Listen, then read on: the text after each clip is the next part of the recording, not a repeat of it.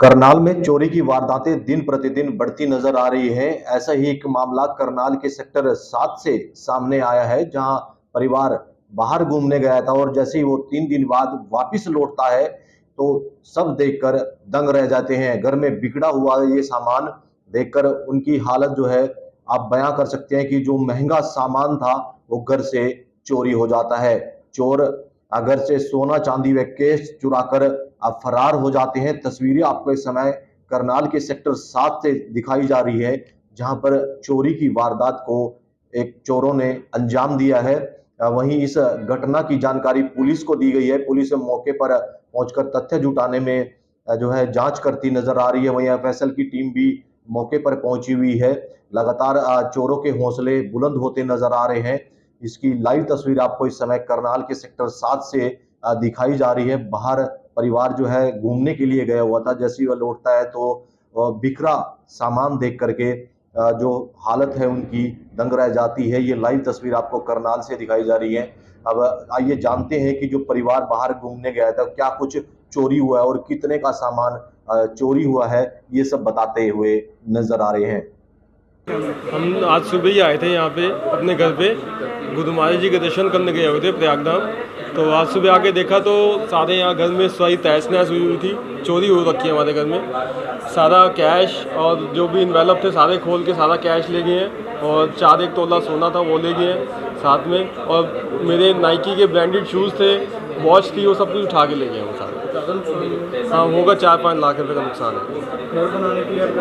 हाँ जी, मेरी मम्मी काफ़ी टाइम से पैसा इकट्ठा कर रही है, वो सारा पैसा उठा के ले गए। हाँ, खिड़की के रास्ते, किचन की खिड़की के रास्ते से ग्रिल तोड़ के वहाँ से आए उस तरफ से। नहीं, अभी ऐसा कुछ नहीं पता। तसल्ली पूरी तसल्ली से आराम से बैठ के ले गए हैं। हाँ, उन्होंने एसी चला के खाना खाया, फ्रूटी पिया है, काजू भी खाया है, अच्छी तरह से बैठ के गए हैं। हम जैसे ही आई गुरु श्री अनंतपुर गए हुए थे गुरु महाराज जी के दर्शन करने। जैसे ही वापस आते हैं तो देखते हैं कि घर में ताला तो बंद था आगे के घर का। फिर हमने आके जैसे ही कमरे में एंटर किया, गुरु महाराज जी के दर्शन किए तो वहाँ देखा थोड़ी मूर्ति हिली पड़ी थी।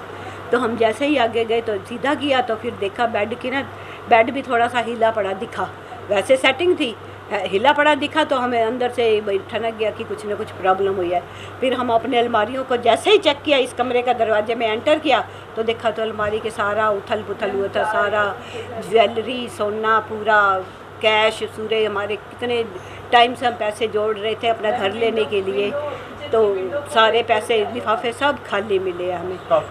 काफ़ी नुकसान हो गया, 3-4 लाख का नुकसान हो गया। और गोल्ड भी था, सिल्वर भी था, वो ले किचन की खिड़की ग्रिल निकाल के खिड़की तोड़ के अंदर एंटर किया उन्होंने। फ्रिज में से भी सामान निकाल रहे हैं। फ्रिज में से बच्चों खाने पीने का सामान था वो भी खा पी के गए हैं।